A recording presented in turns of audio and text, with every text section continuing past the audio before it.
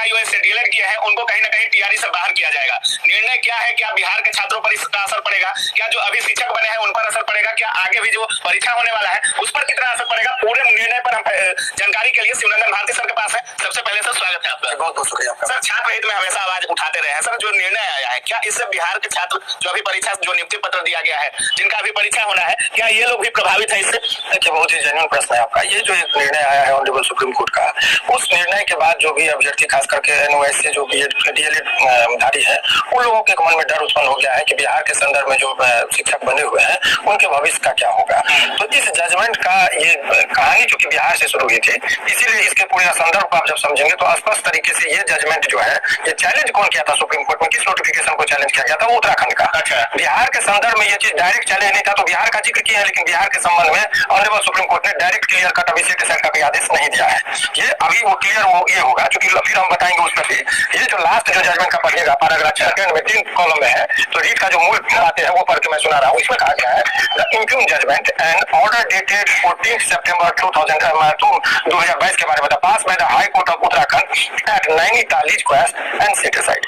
माने वो जो नैनीताल का जो था तो वो सेट असाइड क्या, वो निरस्त किया गया, यानी कि उसके प्रभाव उत्तराखंड में पड़ेंगे, बिहार में नहीं पड़ेंगे, क्योंकि ये बिहार के संदर्भ में ये ऑर्डर चैलेंज ही नहीं था। लेकिन आप बोलिए कि बिहार का क्यों जिक्र हो रहा है, तो बिहार का जिक्र होने के पीछे रीजन ये है कि इसमें आप एक चीज समझिए कि ये कहानी बिहार से शुरू हुई थी। दरअसल ये हुआ था कि आप लोगों को पता होगा कि बिहार में 2000 ये सारी कहानी 2009 में जो शिक्षा का अधिकार आया अधिनियम, उसी से उत्पन्न हो गई, क्योंकि बोला गया कि शिक्षा के अधिकार के तहत गुणवत्तापूर्ण शिक्षक चाहिए, और शिक्षक कोई नहीं कि जो ग्रेजुएशन है पीएचडी है इसका मतलब शिक्षक बन जाएगा, वो नहीं। शिक्षक के लिए एक विशेष गुण होना चाहिए, वो ट्रेनिंग का, चाहे वो बीएड हो चाहे डीएलएड हो। तो चूंकि उससे पहले मार्क बेसिस पर यहाँ पर हो गया, नियोजित शिक्षक हो गए, चाहे अध्याय मित्र हो, सॉरी शिक्षा मित्र हो गए। तो ऐसे परिस्थिति में जो लोग नौकरी में थे उनके लिए एक विशेष व्यवस्था की गई कि नहीं, नौकरी में आप हैं तो आप कैसे यहाँ से जाएंगे वो रेगुलर कोर्स करने। तो एक ओपन कोर्स जो होता है डिस्टेंस से करने की व्यवस्था की गई, उसके लिए उनको मान्यता देने की बात आई तो एनसीटी ने मान्यता दी, जो भी चीज है। तो उनके लिए जो ऑलरेडी सर्विस में थे उनके लिए एक व्यवस्था ही बनाई गई कि आप जो है 5 साल के अंदर में ट्रेनिंग ले लीजिए। तो वो अपना वो ट्रेनिंग ले लिए एनओएस से, और उसकी मान्यता भी दे दी गई थी। लेकिन वहाँ जगह जगह लिखा हुआ है वो केवल इन सर्विस, यानी कि जो टीचर सर्विस में उन लोगों के लिए। अच्छा, मामला तब फंस गया जब फ्रेश छात्र यहाँ पर जब फॉर्म भराने का बिहार में आया, तो एक छात्र का कहना था हमको भी, हम यदि किए हैं तो हमको भी मौका मिलना चाहिए। तो माननीय हाईकोर्ट ने कहा कि बात तो सही है कि जो शिक्षक है उसको यदि आप एनओएस से जो किए हैं तो उनको यदि जितना ज्ञान है उतना ज्ञान तो इनको है, तो दोनों में क्यों आप भेद कर रहे हैं? बिल्कुल, तो इनको भी प्राइवेट हो टीचर हो या प्राइवेट कोई व्यक्ति है, दोनों को इक्वल फुटिंग पर रखा जाए। और इनको बोला एनसीटी को कि नहीं, आप जो है इन लोगों को भी, बिहार सरकार को भी उसी लाइट में बोला कि आप इनको भी मौका दीजिए, कोई दिक्कत नहीं है। और अंत में ये हुआ कि इन लोगों को मौका मिल गया। तो मौका मिल गया तो लोग फॉर्म भरे, एग्जाम दिए, पास किए, जो भी चीजें नियुक्ति हो गई। इसी तर्ज पर फिर उत्तराखंड का कहानी स्टार्ट हुआ। उत्तराखंड में यही सेम पैटर्न पर बात हुई। तो वहां का जो विद्यार्थी था वो पटना हाईकोर्ट का जजमेंट को दिखाया कि देखिए पटना में तो आदेश हो गया, हम लोग को भी यहाँ मौका मिलना चाहिए।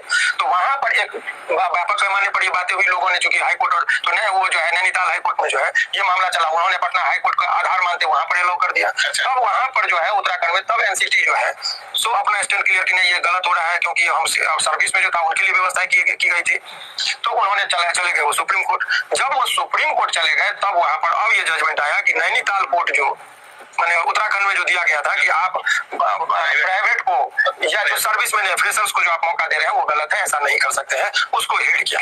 और उन्होंने बड़ी बातें बोली पटना हाईकोर्ट के बारे में जो आपको सुनकर, इसीलिए ये यहाँ से संकेत है कि वो नाराजगी व्यक्त किए हैं, लेकिन डायरेक्ट पटना के संदर्भ में जो बहाली हुई है उनको निरस्त नहीं किया है। सो अभी जो छात्रों के मन में वो इसके निष्कर्ष इस पर पहुंचेंगे तो आपको पता चलेगा। ऊपर के सुनाते हैं उसमें क्या है, सो पढ़िए पैराग्राफ 31 और 32 जजमेंट का जो है वो बहुत ही महत्वपूर्ण चीज है। ऊपर के सुनाते हैं, उन्होंने कहा we find that the high court of Patna has totally erred in not giving effect to the extent of NCT। मैंने पटना हाई कोर्ट जो है सो त्रुटिपूर्ण जजमेंट था उनका। As a matter of fact, we fail to understand as to why NCT did not challenge the said order when it is a specific stand that the said 18-month course as valid for in service candidate and not applicable to fresh ones was rejected by the High Court। बहुत अच्छा से कहा। उन्होंने कहा कि भाई ये जो बातें थी जब पटना हाई कोर्ट जब किया था जजमेंट, तो एनसीटी को कहा जाना चाहिए था, डायरेक्ट उसको चैलेंज करके सुप्रीम कोर्ट जाना चाहिए था। बोला बड़ी आश्चर्यचकित वो ये शब्द में बोले कि मैं ये समझने में असक्षम हूँ कि आखिर वो क्यों नहीं गया। एनसीटी को उसी टाइम में यदि वो इस आदेश से यदि नहीं संतुष्ट थे तो चले जाते। अभी जो वो गए हैं वो उसी टाइम में यदि चले गए रहते तो और छात्र एडमिशन नहीं लेता। बिल्कुल, लेकिन यहीं से वो नहीं गया और चूंकि वो त्रुटिपूर्ण था, स्टैंड उनका क्लियर नहीं था, और ऐसे परिस्थिति में बहुत सारे छात्र जो है तो एडमिशन ले लिए, डिग्री ले लिया एनएस से, अब उनको बाहर का रास्ता, तो ये कठिनाई हो गई उन लोगों के लिए।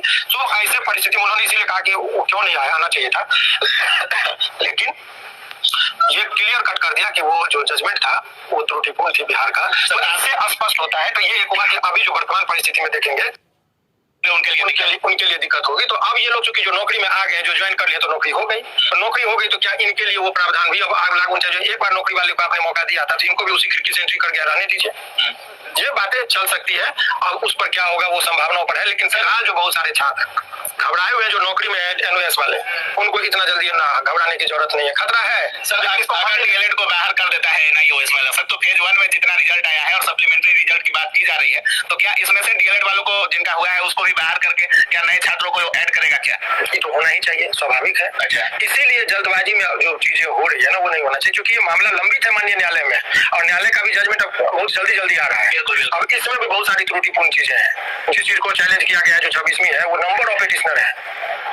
तो अभी बहुत सारे छात्रों को मन में संदेह हो रहा था कि 7 तारीख से एग्जाम लेने वाले हैं, ये एग्जाम बीएड वाले भी प्रभावित होंगे क्या सर? क्या अगर बीएड वालों का जॉब हुआ है चरण में ही वो चैलेंज था, जो अभी जिसके आधार पर बीएड वाले हटे थे, वो छठे चरण का नोटिफिकेशन से लेके अभी